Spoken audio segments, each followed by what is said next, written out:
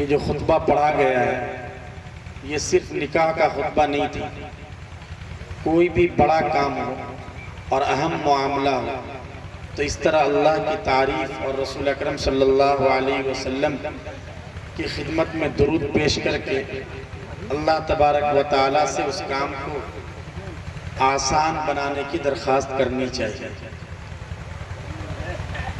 بہرحال یہاں الحمدللہ اسٹیج پر کافی موقر علماء موجود ہیں اور کافی دیر سے آپ حضرات اس پروگرام کو سن رہے ہیں، اور یہ در حقیقت ہمارے جو طلبہ عزیز ہیں ان طلبہ کی محنتوں کے کچھ نمونے ہمارے سامنے آئے کہ ماشاءاللہ آپ کے اس بستی کے یا آپ کے اس علاقے کے یہ جو طلبہ دارالعلوم دیوبند میں ہیں اور دوسرے موقر اداروں میں ہیں الحمدللہ وہ محنت کر رہے ہیں. آپ نے اندازہ لگایا کہ وہ وقت برباد نہیں کر رہے ہیں اور انشاءاللہ یہ بہت جلد قیمتی بن کر یہ آپ کے پاس واپس آئیں گے.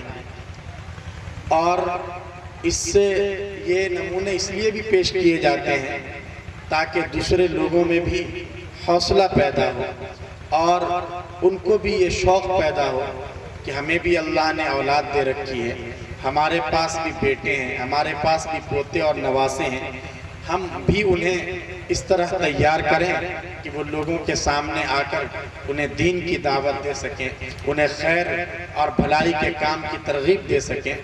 تو بہرحال جن طلباء نے اس پروگرام میں حصہ لیا میں دل کی گہرائیوں سے انہیں مبارکباد پیش کرتا ہوں. انہیں بھی، ان کے والدین کو بھی، ان کے گاؤں والوں کو بھی، ان کے خاندان والوں کی بھی، اور ہماری دعائیں ہیں کہ اللہ تبارک و تعالی ہمارے ان طلباء کو خوب اونچی اڑان عطا کریں اور یہ قوم اور ملت کے لیے خوب نافع بن سکیں اور سب کی صحیح قیادت کر سکیں. اور خصوصیت کے ساتھ یہ پروگرام اس لیے بھی رکھا گیا ہے تاکہ ہماری سوسائٹی میں جو کمیاں ہیں، جو خامیاں ہیں، وہ ہمارے سامنے آئیں اور ہماری اصلاح ہو سکے. تو اب سب سے پہلے سب سے بڑا جو مسئلہ ہے وہ مسئلہ یہ ہے، مائک کیسے اس کو رکھا،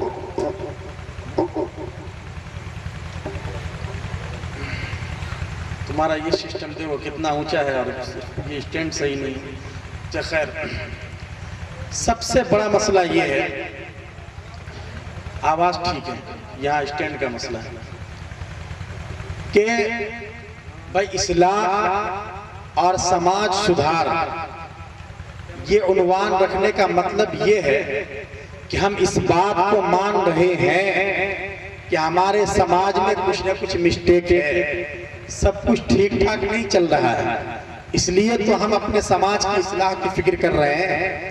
تو اب سوال یہ ہے کہ ہمارے سماج کے اندر کیا خرابی ہے، کیا برائی ہے اور کیا کمیاں ہیں. ایک مریض جب ڈاکٹر کے پاس جاتا ہے تو ڈاکٹر یوں ہی اسے دوا دے دیتا ہے، بلکہ پہلے وہ چیک اپ کرتا ہے، وہ معلوم کرتا ہے کہ یہ پیشنٹ، اس کی سچویشن کیا ہے، اس کی صورتحال کیا ہے، اس کو کون سا مرض ہے، کون سی بیماری ہے. وہ جب اچھی طرح چیک اپ کر لیتا ہے اس کے بعد دوا تجویز کرتا ہے کہ تمہیں یہ دوا کھانی ہے، یہ ریسٹ کرنا ہے، یہ پرہیز کرنا ہے، یہ بتا دیتا ہے. تو ایسے ہی اگر ہمیں اپنے سماج کی اصلاح کرنی ہے، اپنے گاؤں، خاندان اور معاشرے کی اصلاح کرنی ہے تو سب سے پہلے ہمیں یہ معلوم کرنا پڑے گا کہ ہماری بیماری ہے کیا، ہمارے سماج کی خرابی ہے کیا، تاکہ جب معلوم ہو جائے اس کے بعد علاج بتلایا جائے گا، اس کے بعد دوا بتلائی جائے گی. تو جب ہم یہ دیکھتے ہیں اور اپنی بیماریوں پر غور کرتے ہیں تو ایسا معلوم ہوتا ہے کہ کوئی برائی ایسی نہیں ہے جو ہمارے سماج کے اندر نہ پائی جاتی ہے، کوئی خرابی ایسی نہیں ہے جو ہمارے نوجوانوں میں اور بوڑھے میں نہ پائی جاتی ہو. جھوٹ ہم بولتے ہیں، غیبت ہم کرتے ہیں، چغلیاں ہم کھاتے ہیں، ایک دوسرے کی ٹانگ کھینچنے کے چکر میں ہم رہتے ہیں، ایک دوسرے کی ترقی ہمیں نہیں اچھی لگتی۔ ہم میں جو دبنگ قسم کے لوگ ہیں، کمزوروں کی زمین جائیداد ہڑپ کرنے کا جذبہ وہ رکھتے ہیں، جوا، سٹے بازی، شراب نوشی، تاڑی پینا، یہ سارے مرض وہ ہیں جو ہمارے نوجوانوں میں پائے جاتے ہیں۔ فلمیں ہم دیکھتے ہیں، موویز ہم دیکھتے ہیں، موبائل کا مسیوز ہم کرتے ہیں، بے پردگیاں، بے حیائیاں اور بے شرمیاں یہ ہماری ماں اور بہنوں میں ہیں۔ کوئی برائی ایسی ہے ہی نہیں جو ہمارے اندر نہ پائی جائے۔ ارے ہے نا، صورتحال ایسی ہے نا، تو کیا کیا جائے؟ کیا چھوڑ دیا جائے؟ ڈاکٹر تو کبھی اس صورتحال میں مریض کو چھوڑ دیتا ہے۔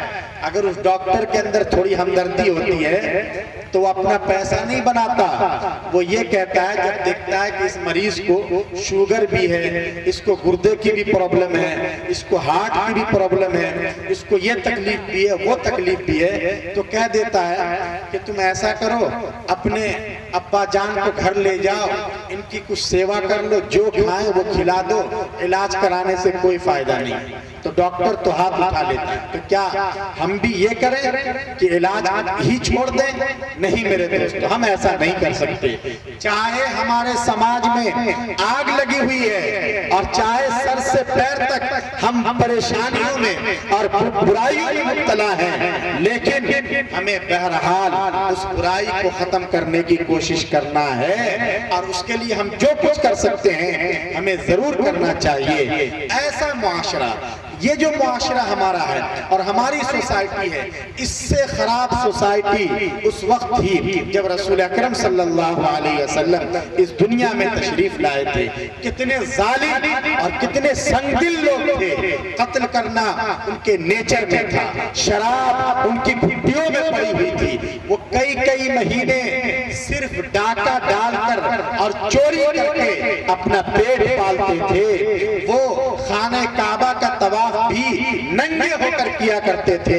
اتنے ظالم لوگ تھے اور اتنے انیائی کرنے والے تھے کہ اگر بچی پیدا ہو جاتی تھی تو اس بیٹے کو زندہ زمین کے اندر گاڑ دیا کرتے تھے اور اسے اس دھرتی پر، اس آکاش کے نیچے زندہ رہنے کا ادھیکار نہیں دیتے تھے۔ اتنا خراب سماج تھا، لیکن اس سماج کی اصلاح کے لیے رسول اکرم صلی اللہ علیہ وسلم نے جہاں سے شروعات کی ہے ہمیں بھی وہیں سے شروعات کرنی چاہیے۔ اس لیے کہ قرآن کریم نے کہا لَقَدْ كَانَ لَكُمْ فِي رَسُولِ اللَّهِ أُسْوَةٌ حَسَنَةٌ، لوگوں یاد رکھو تمہارے لیے آئیڈیا، تمہارے لیے نمونہ صرف اور صرف رسول اکرم صلی اللہ علیہ وسلم کی پاکیزہ زندگی ہے۔ اگر ہم کسان ہیں تو بھی ہمارے لیے نمونہ آپ صلی اللہ علیہ وسلم کی زندگی، اگر ہم شوہر ہیں تو، اگر ہم ایم ایل اے یا ایم پی یا وارڈ ممبر یا گاؤں کے پردھان اور سرپنچ اور مکھیا ہیں تو، یا یہ کہ ہم بزنس مین اور تاجر ہیں تو، ہم سب کے لیے نمونہ صرف اور صرف رسول اکرم صلی اللہ علیہ وسلم کی زندگی ہے۔ تو اس میں بھی آپ ہی کی زندگی نمونہ ہے۔ قرآن کریم نے یہ بتلا دیا، چنانچہ اس سڑے ہوئے اور اس خراب سماج کی اصلاح کا کام رسول اکرم صلی اللہ علیہ وسلم نے جہاں سے شروع کیا تھا ہمیں بھی وہیں سے شروع کرنا چاہیے۔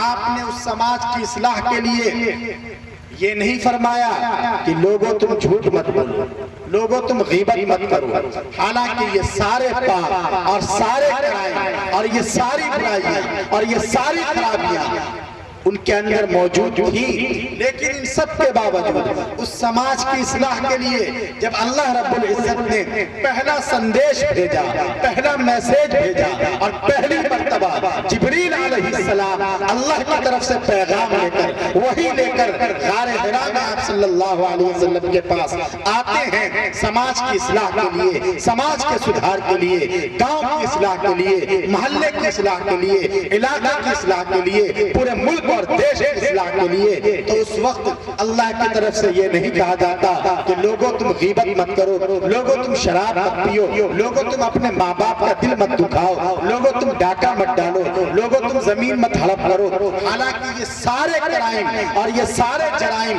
ان کے اندر موجود تھے، لیکن شروعات کہاں سے ہو رہی ہے؟ پہلا پیغام اصلاح کا ہے، قرآن کریم میں موجود ہے، اقرأ باسم ربک الذی خلق، کہ آپ پڑھیے۔ اس میں اشارہ تھا کہ سماج میں کتنی ہی برائی ہو، اگر اس سماج کی اصلاح کرنی ہے، اگر اس کا سدھار کرنا ہے، تو ہمیں شروعات ایجوکیشن سے کرنی ہے، ہمیں شروعات تعلیم سے کرنی ہے۔ قرآن کریم نے اشارہ کر دیا کہ سماج میں کتنی ہی برائی ہے، لیکن اگر سماج میں علم کی روشنی آ جائے، ایجوکیشن آ جائے، تعلیم آ جائے، تو لوگ ایک دوسرے کا قتل کرنا بھی چھوڑ دیں گے، لوگ ایک دوسرے کی غیبت بھی چھوڑ دیں گے، لوگ ماں باپ کو ستانا بھی چھوڑ دیں گے۔ سب سے زیادہ بنیادی چیز یہ ہے کہ لوگوں کے اندر تعلیم آ جائے، لوگوں میں شکشا آئے، لوگوں میں ایجوکیشن آئے۔ قرآن کریم نے یہ میسیج اور قرآن کریم نے یہ پیغام دیا ہے۔ اس لیے آج ہمیں دیکھنا چاہیے کہ ہم تعلیم کے اعتبار سے کس مقام پر۔ یاد رکھیے، تعلیم یہ ہماری بنیادی ضرورت ہے۔ تعلیم کے بغیر ہم زندہ نہیں رہ سکتے۔ وہ قوم جس قوم کے اندر تعلیم نہ ہو، جس قوم کے اندر معلومات اور جانکاری نہ ہو، ایسی قومیں مردہ ہیں، ایسی قوموں کو زندہ رہنے کا حق نہیں۔ وہی قومیں آگے بڑھتی ہیں جن کے اندر تعلیم ہوتی ہے، جن کے اندر ایجوکیشن ہوتا ہے، جن کے پاس ٹیکنک ہے، جن کے پاس فن ہے، جن کے پاس ٹیکنالوجی ہے، جن کے پاس نئی نئی معلومات ہیں، ایسی قومیں آگے بڑھتی ہیں۔ اس لیے تعلیم ہماری بنیادی ضرورت ہے۔ ہمیں اپنے بچوں کی تعلیم اور تربیت پر خصوصیت کے ساتھ توجہ دینے کی ضرورت ہے۔ یہی وجہ ہے کہ یہ جو چھوٹے چھوٹے مدرسے قائم ہیں یا بڑے بڑے ادارے قائم ہیں، ان مدرسوں میں یہی تعلیم دی جاتی ہے۔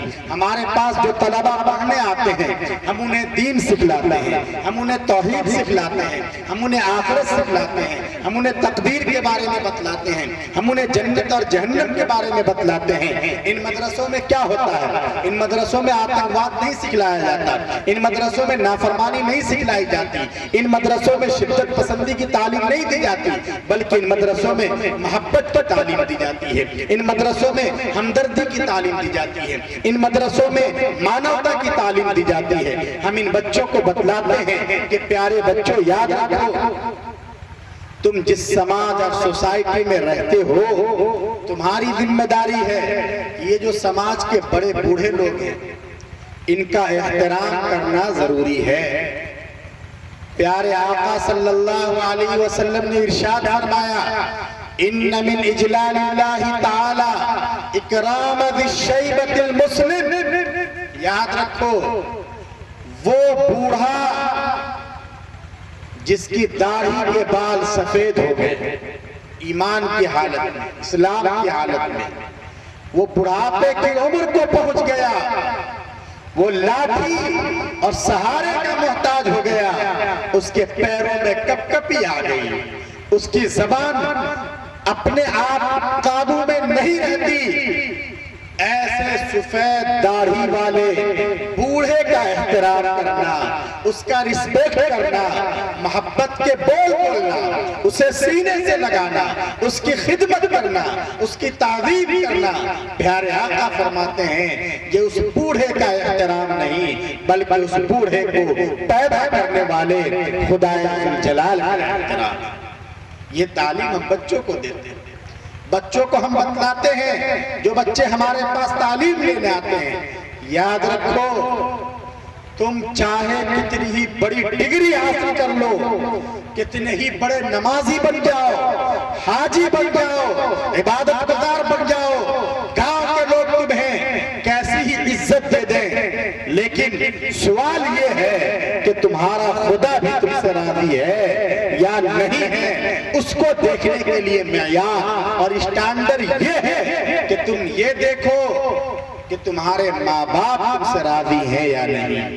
پیارے آقا صلی اللہ علیہ وسلم نے ارشاد فرمایا، رضا الرب فی رضا الوالد، کہ اگر کسی شخص نے اپنے باپ کو خوش کر لیا، اگر باپ کا جی خوش کر دیا، اگر باپ کی خدمت کرتا ہے، ماں کی سیوا کرتا ہے، ماں باپ کو خوش رکھتا ہے، ان کی دعائیں لیتا ہے، تو یہ اس بات کی دلیل ہے کہ اگر اس کا باپ راضی تو خدا راضی۔ لیکن دنیا والے چاہے اس کی کتنی عزت کرتے ہو، وہ اپنے آپ کو کتنا ہی بڑا سمجھتا ہو، لیکن اگر اس کی ماں کا دل اس نے دکھا رکھا ہے، اگر باپ کی آنکھوں میں آنسو ہیں، اگر ماں باپ کی آہیں ہیں، سسکیاں ہیں، اور ماں باپ کی بددعائیں ہیں، ماں باپ کی ناراضگیاں ہیں، اسے صرف اپنی بیوی کی، اپنے بچوں کی فکر ہے، اپنے گھر بار کی فکر ہے، لیکن ماں باپ کی فکر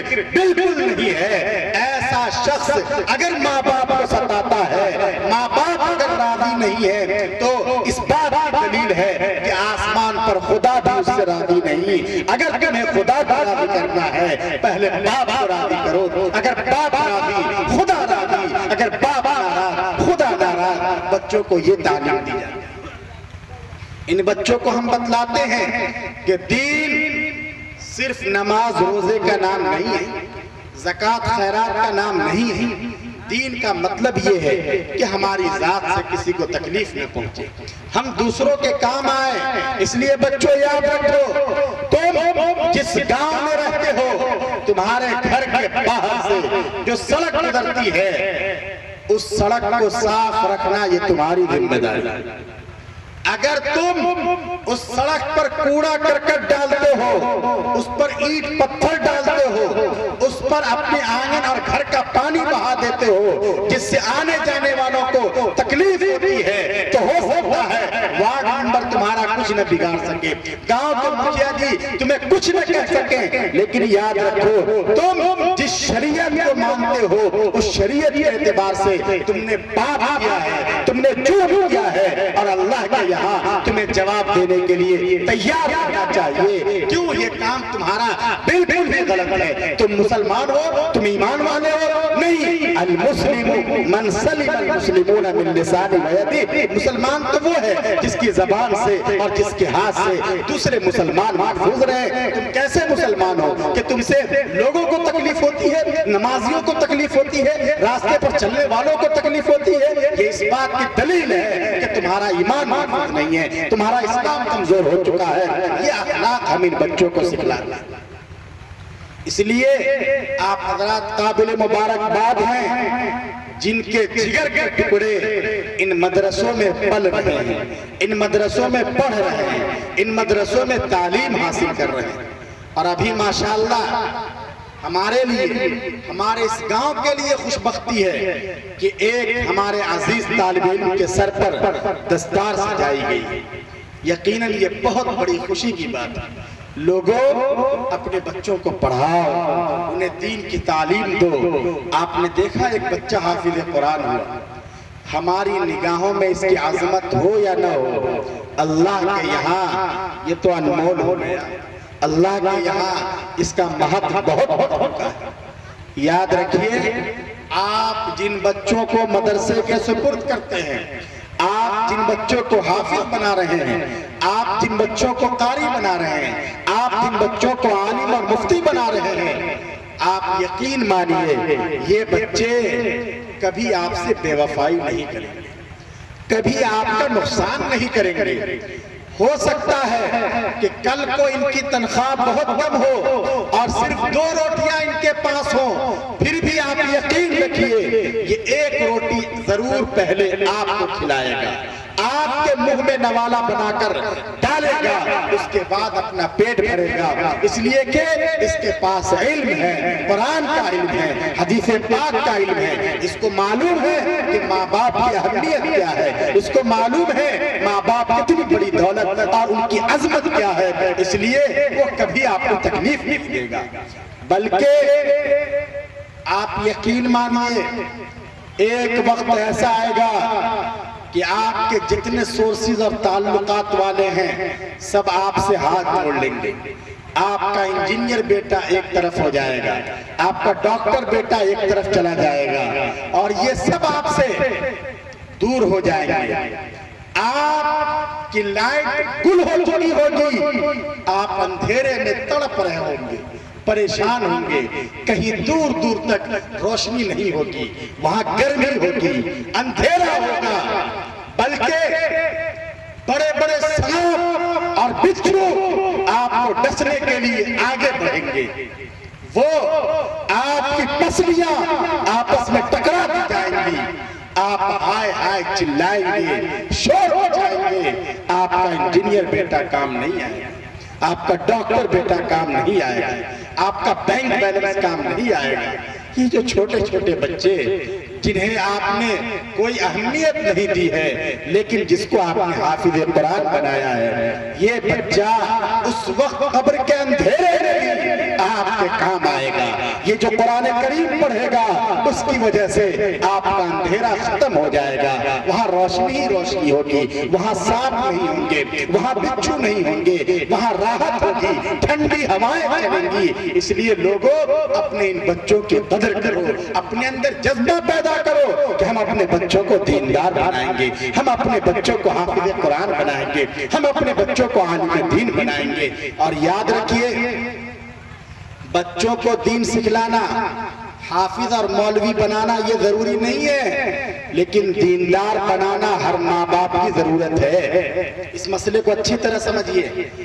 ہم لوگوں کے پاس ماشاءاللہ پیسے بہت ہیں، پیسوں کی کمی نہیں ہے، ہمارے پاس سورسز ہیں، اس لیے نوجوانوں کو شوق ہوتا ہے کہ ہمارا بچہ اچھے اسٹینڈرڈ کے انگلش میڈیم اسکول میں پڑھے گا۔ کوئی بات نہیں ہے، ہم اپنے بچوں کو انگلش بھی پڑھائیں، انہیں سائنس بھی پڑھائیں، انہیں ٹیکنالوجی بھی پڑھائیں، کچھ بھی پڑھائیں، لیکن یاد رکھیے اگر ہم نے اپنے بچے کو کسی انگلش میڈیم اسکول میں داخل کر دیا، کسی ہندی اور سنسکرت کی سنستھا میں بھیج دیا، لیکن ہم نے اسے قرآن نہیں پڑھایا، ہم نے اسے دین نہیں سکھلایا، ہم نے اسے توحید کے بارے میں نہیں بتلایا، مرنے کے بعد والی زندگی کے بارے میں نہیں بتلایا، جنت اور جہنم کے بارے میں نہیں بتلایا، اور وہ بچہ ڈاکٹر بن گیا، وہ بچہ بڑی ڈگری حاصل کر لی اس نے، اور بڑی پوسٹ پر اور بڑے عہدے پر پہنچ گیا، کسی کمپنی کا ڈائریکٹر بن گیا، خوب کمانے لگا، لیکن چونکہ اس کے اندر دین نہیں ہے، اخلاق نہیں ہے، قرآن نہیں ہے، اسلام نہیں ہے، اس لیے کل کو اگر وہ کھڑے کھڑے پیشاب کرتا ہے، اگر وہ سوریہ نمسکار کرتا ہے،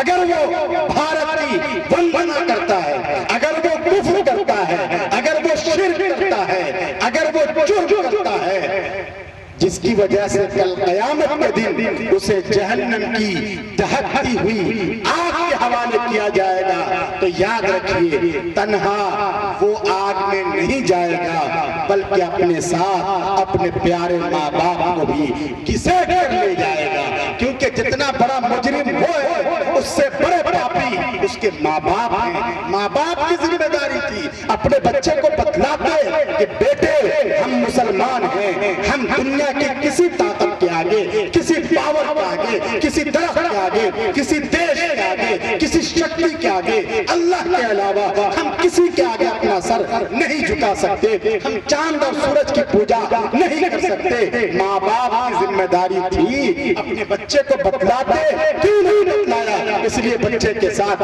ماں باپ کو بھی جہنم کی آگ کے حوالے کیا جائے گا۔ حدیث پاک میں ہے الا کلکم راع وکلکم مسئول عن رعیتہ، تم میں سے ہر ایک ذمہ دار ہے اور ہر ایک سے اس کے ماتحت کے متعلق پوچھا جائے گا۔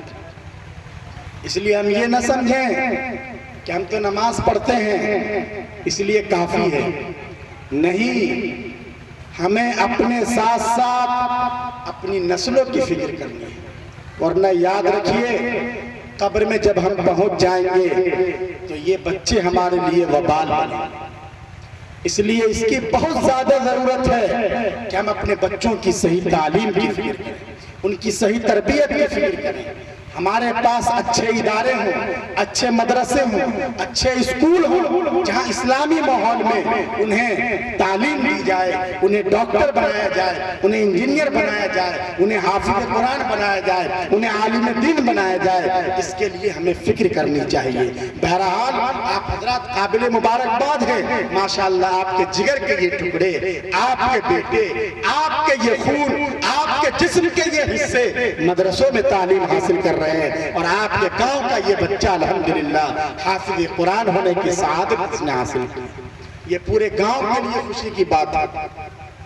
ابھی اگر یہ آئی پی ایس افسر ہو جاتا یا آئی اے ایس ہو جاتا یا اسٹیٹ لیول پر انسٹیٹیوٹ کرتا تو گاؤں والے کتنی خوشی مناتے۔ یقیناً خوشی کی بات ہے وہ، لیکن یاد رکھیے حافظ قرآن ہونا یہ بھی بہت بڑی سعادت ہے، لیکن یہ کتنی بڑی کامیابی ہے اس کا ہمیں ابھی اندازہ نہیں ہے۔ اس کا اندازہ شاید مرنے کے بعد ہوگا، جس دن دنیا کے تعلقات کام نہیں آئیں گے، یہاں کے کھنکتے سکے کام نہیں آئیں گے، جہاں نیکیاں کام آئیں گی، جہاں قرآن کریم اور علماء کے ساتھ محبت اور نسبت کام آئے گی، اس دن ہمیں اس کا اندازہ ہوگا۔ بہرحال میں اس طالب علم کو بھی مبارکباد پیش کرتا ہوں اور آپ حضرات کو بھی مبارکباد پیش کرتا ہوں۔ یاد رکھیے ہمارے سماج میں جتنی برائیاں ہیں ان برائیوں کی جڑ کیا ہے؟ ارے کیا ہے برائیوں کی جڑ؟ جیسا کہ میں نے شروع میں کہا تھا، جہالت۔ ہماری جہالت کی وجہ سے یہ ساری سمسیاں ہیں، سارے مسائل ہیں۔ ماشاءاللہ 2 نکاح بھی ہوئے، سادگی کے ساتھ ہوئے، اور مجھے امید ہے کہ یہ جو دونوں نکاح ہیں اس میں غلط قسم کا کوئی لین دین نہیں ہوا ہوگا۔ جو چڑھوا ہے اور جہیز کی بری رسمیں اور جو پریشر بنا کر دباؤ بنا کر ادھر ادھر کی حرکتیں کی جاتی ہیں، امید ہے کہ یہ کوئی چیز نہیں ہوئی ہوگی۔ ایسا ہی نکاح اسلام کی نگاہ میں پسندیدہ ہے۔ یاد رکھیے ہمارے معاشرے میں نکاح کے نام پہ جتنی خرافات ہیں، جتنی برائیاں ہیں، وہ سب ہماری جہالت کی وجہ سے۔ کیسی جہالت؟ ہم لوگ نماز پڑھتے ہیں، اس کے مسائل علماء سے معلوم کرتے ہیں، حالانکہ نماز نہ جانے کتنے سالوں سے پڑھ رہے ہیں۔ روزے رکھتے ہیں، اس کا مسئلہ پوچھتے ہیں کہ مولانا صاحب یہ بتلائیے کہ بخار لگا ہوا ہے، ڈاکٹر کہہ رہا ہے انجیکشن لے لو، تو انجیکشن لینے سے روزہ تو نہیں ٹوٹے گا؟ ہم پوچھتے ہیں نا مسئلہ۔ ایسے ہی ہم پوچھتے ہیں کہ قے آ گئی تھی، منہ بھر کے قے ہو گئی، میں نے تو بہت کوشش کی کہ قے نہ ہو، کیا میرا روزہ ٹوٹ گیا؟ مولانا صاحب بتاتے ہیں کہ نہیں، تمہارا روزہ نہیں ٹوٹا۔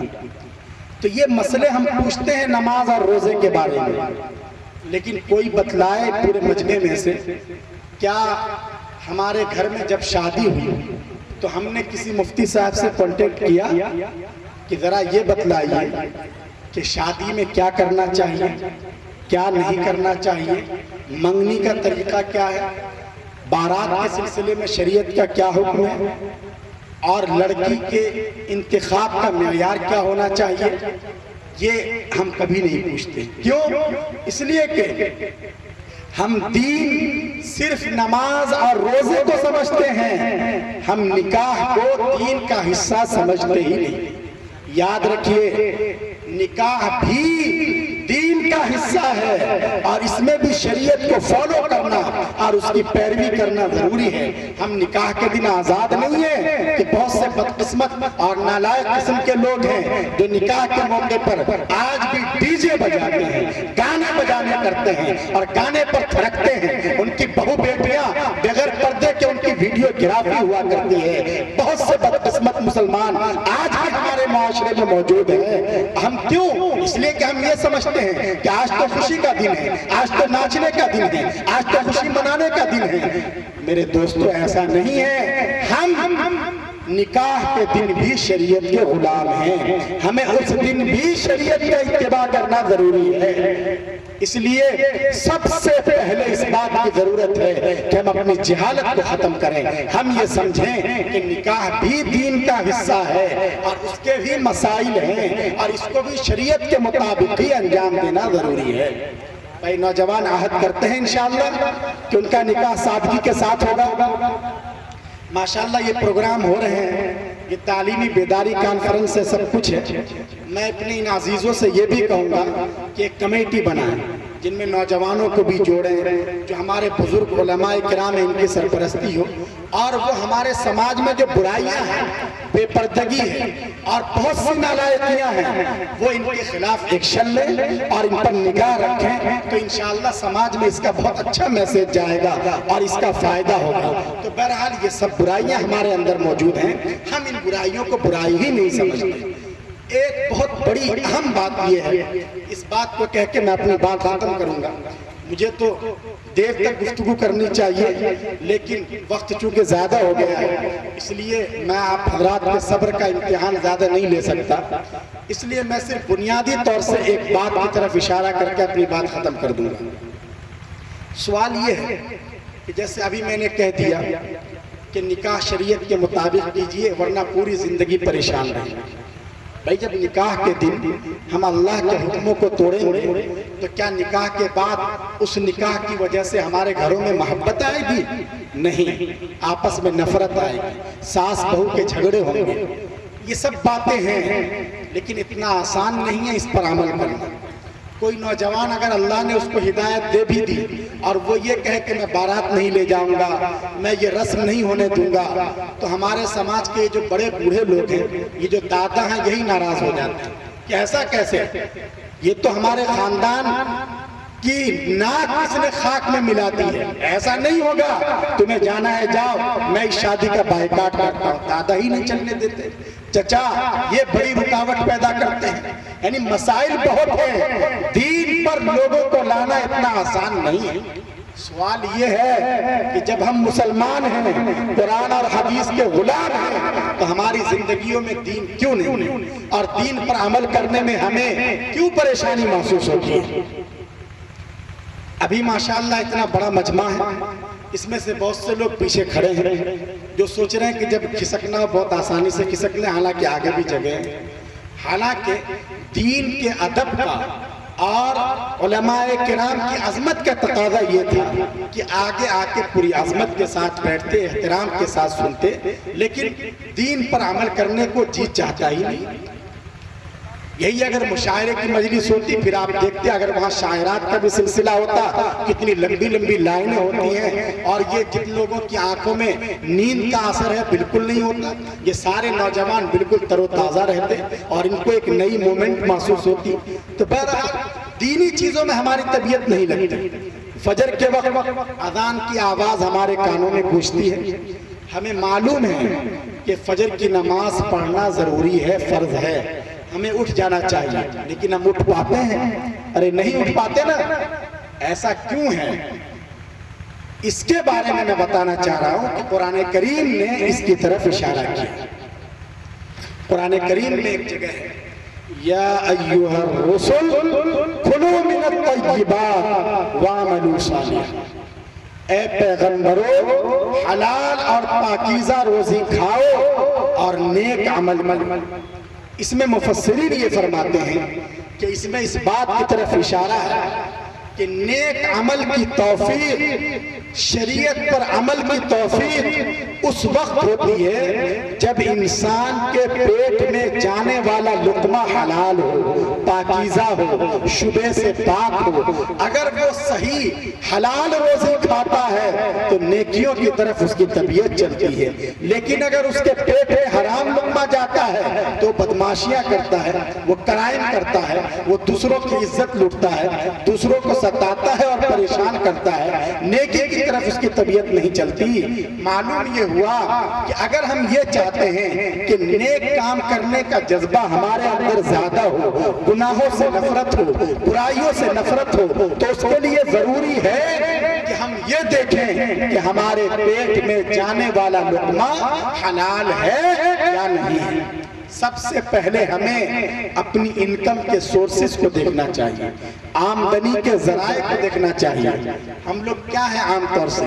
ہم لوگ عام طور سے بنیادی طور سے کسان ہیں نا بھائی، کسان یہاں کھیتی باڑی ہوتی ہے نا یا کچھ اور ہے، عام طور سے کسان ہے ماشاءاللہ، یا بعض کا کاروبار ہے، بزنس مین ہے، کچھ دہلی میں، ممبئی میں، کلکتے میں، یہی تو ہے۔ اب کھیتی ہوتی ہے ہمارے یہاں، کھیت کی پیداوار گیہوں یا چاول یا اس علاقے میں مکئی اور باجرہ یہ سب چیزیں ہمارے گھروں میں آتی ہیں اور یہی غذائیں ہمارے پیٹ میں جاتی ہیں، تو اس کے حلال ہونے میں کوئی شبہ ہے؟ بھائی صحیح ہے، اس میں ہم محنت کرتے ہیں، اس زمین کو ہم کھاد دیتے ہیں، اس میں ہم پانی ڈالتے ہیں، اس کے لیے رات دن ایک کر دیتے ہیں اور پھر جا کے یہ غذا ہمارے گھر میں آتی ہے۔ اور یہ جو زمین ہے، یہ زمین تو ہمارے پاس پرکھوں کے زمانے سے چلی آ رہی ہے، ہم نے کسی سے زمین زبردستی لی نہیں ہے، اس لیے اس زمین سے جو پیداوار ہے اس کے حلال ہونے میں کوئی شبہ ہے؟ نہیں ہے نا کوئی شبہ، لیکن تھوڑی بہت گڑبڑی یہاں بھی رہتی ہے۔ کیا ہے گڑبڑی؟ گڑبڑی یہ ہے کہ ٹھیک ہے یہ زمین ہمارے پاس بالکل دادا پر دادا کے زمانے سے چلی آ رہی ہے، ہم نے کسی کی یہ زمین ہڑپ نہیں کی، لیکن ہوتا کیا ہے بعض دفعہ؟ ہوتا یہ ہے کہ یہ زمین دادا کے انتقال کے بعد جب تقسیم کا مرحلہ آیا تو ہمارے ابا جان نے اور ہمارے چچاؤں نے پوری زمین کو، جائیداد کو، دادا جان کی پوری ملکیت کو آپس میں تقسیم کر لیا اور اپنی بہنوں کو یعنی ہماری پھوپھیوں کو ہمارے چچا نے اور ابا نے کچھ نہیں دیا۔ یہ اس طریقے سے اس زمین میں ہماری پھوپھیوں کا حق آج بھی ہے، پھوپھیوں کے بچوں کا حق ہے، ہماری بہنوں کا حق ہے، اور اس طرح اس زمین سے جو پیداوار ہو رہی ہے ناجائز طریقے سے اور بالکل غلط طریقے سے حاصل ہونے والی پیداوار ہمارے پیٹ میں جا رہی ہے، ہمارے بچوں کے پیٹ میں جا رہی ہے۔ یاد رکھیے پھوپھیوں کا یہ جو حق ہے اور بہنوں کا جو حق ہے، یہ حق ہم نے انہیں دیا ہے یا سماج نے دیا ہے، سپریم کورٹ نے دیا ہے، پارلیمنٹ کے ایکٹ نے دیا ہے؟ نہیں میرے دوستوں اور بزرگوں، یہ حق وہ ہے جو انہیں قرآن کریم نے دیا ہے، اللہ رب العزت نے دیا ہے۔ دنیا کی کوئی طاقت ان عورتوں سے ان کا حق نہیں چھین سکتی۔ اور ہم یہ نہ سمجھیں کہ یہ پھوپھیاں ہم سے بڑی محبت کرتی ہیں اور بہنیں تو اپنی ہی ہوتی ہیں، اس لیے اگر بہنوں کو نہیں بھی دیا تو کیا ہے، کوئی بڑا مسئلہ نہیں ہے۔ میرے دوستوں ہم بھول میں بالکل نہ رہیں، یاد رکھیے کل قیامت کے دن جب نفسی نفسی کا عالم ہوگا تو یہی بہنیں اور یہی بیٹیاں اللہ کے دربار میں ہمارے خلاف مقدمہ دائر کریں گی اور اپنے حق کا مطالبہ کریں گی۔ اس دن کے آنے سے پہلے لوگوں اپنی اپنی پھوپھیوں کا حق ادا کر دو، اپنی بہنوں کو محروم مت کرو، یا اللہ نے انہیں حق دیا ہے، میراث میں ان کا حق ہے، آپ کو دینا پڑے گا۔ اگر آپ نہیں دیتے ہیں تو آپ مجرم ہیں، اللہ کے یہاں آپ کو سزا کے لیے تیار رہنا چاہیے۔ یاد رکھیے ہماری داڑھی کے بال سفید ہو گئے، ہماری کمر جھک گئی، ہمارے پیر قبر میں پہنچ گئے، ہمارا بڑھاپا آ گیا، ہم تو کتنے دن کے کچھ دنوں کے مہمان ہیں اس دنیا میں، پھر ہم بھی قبر میں پہنچ جائیں گے، ہم اپنے پیچھے یہ زمین جائیداد چھوڑ کے جائیں گے، اس سے کس کا بھلا ہوگا؟ کیا ہمیں قبر میں کوئی فائدہ ہوگا؟ نہیں، ہم نے جو اپنی پھوپھیوں اور بہنوں کا حق ہڑپ کر رکھا ہے۔ یاد رکھیے جو بھی بینک سے یا گورنمنٹ کی طرف سے لون ملتا ہے، اگر اس میں 1% بھی سود ہے، چاہے 2% سود ہے، وہ ناجائز ہے، حرام ہے، مسلمانوں کے لیے اس کا استعمال عام حالات میں بالکل جائز نہیں ہے۔ اس لیے ہم جو بینک سے لون لیتے ہیں یا اسی طرح ہم غلط قسم کی انشورنس کی پالیسیاں کرواتے ہیں، چاہے یہ پالیسیاں کسی بیمہ کمپنی کے ذریعے کروائیں، ڈاکخانے کے ذریعے کروائیں، بینک کے تھرو کروائیں یا فکس ڈپوزٹ کرواتے ہیں، یہ سب حرام ہے، ناجائز ہے۔ اللہ کے بنائے ہوئے سسٹم کو چیلنج کرنا ہے۔ اللہ نے صاف کہہ دیا احل اللہ البیع وحرم الربا، اللہ نے بزنس کو اور کاروبار کو حلال قرار دیا ہے، اللہ نے سود کو، انٹرسٹ کو، سود لینے کو، سود دینے کو، اس کی کسی بھی شکل کو اللہ نے حرام قرار دیا ہے۔ اس لیے ہمیں اس گناہ سے بھی بہت جلد اور بہت پہلے توبہ کرنے کی سخت